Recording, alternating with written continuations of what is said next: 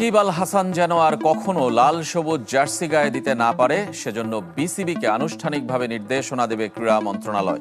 Channel 24-কে নিশ্চিত করেছেন ক্রীড়া উপদেষ্টা আসিফ মাহমুদ।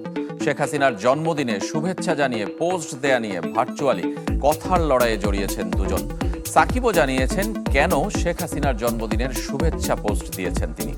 আজকে যে এই বাচ্চা ছেলে আসিফ মাহমুদ সে সাকিবের বিরুদ্ধে।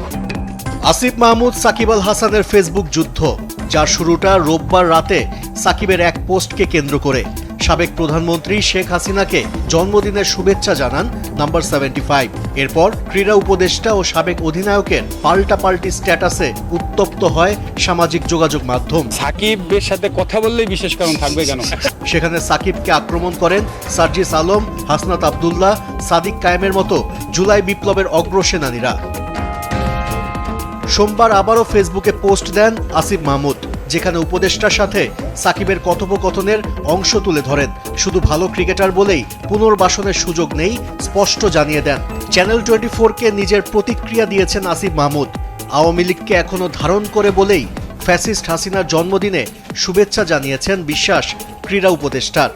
যতবার তিনি দেশে আসার জন্য চেয়েছেন এবং খেলার জন্য চেয়েছেন, ততবার তিনি আমাকে বলেছেন যে ভাই আমাকে জোর করে নমিনেশনটা দেওয়া হয়েছে, আমি রাজনীতির সাথে জড়িত না, আমি শুধু এমপি ইলেকশনটা করেছি, এলাকার মানুষের জন্য কাজ করতে চেয়েছি। কিন্তু আসল সত্যটা তো হচ্ছে তিনি আসলেই আওয়ামী লীগের রাজনীতির সাথেই আষ্টেপৃষ্টে জড়িত, যেটা প্রমাণ আমরা পেলাম।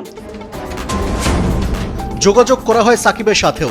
মত প্রকাশের অধিকার সবার আছে বলে মনে করেন তিনি।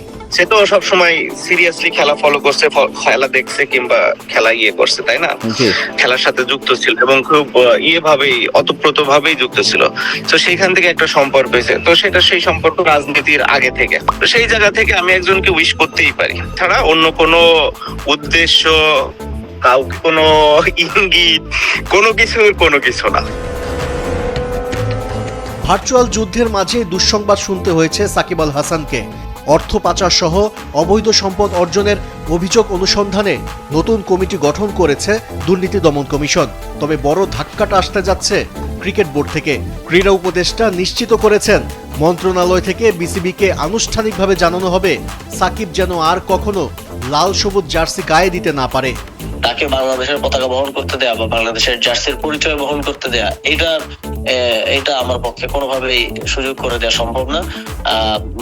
ইতিপূর্বে এটা আমি বোর্ডকে এইভাবে না বললেও এখন বোর্ডের প্রতি আমার স্পষ্ট নির্দেশনা থাকবে যে সাকিব আল হাসান কখনোই বাংলাদেশের টিমে আর খেলতে পারবেন না।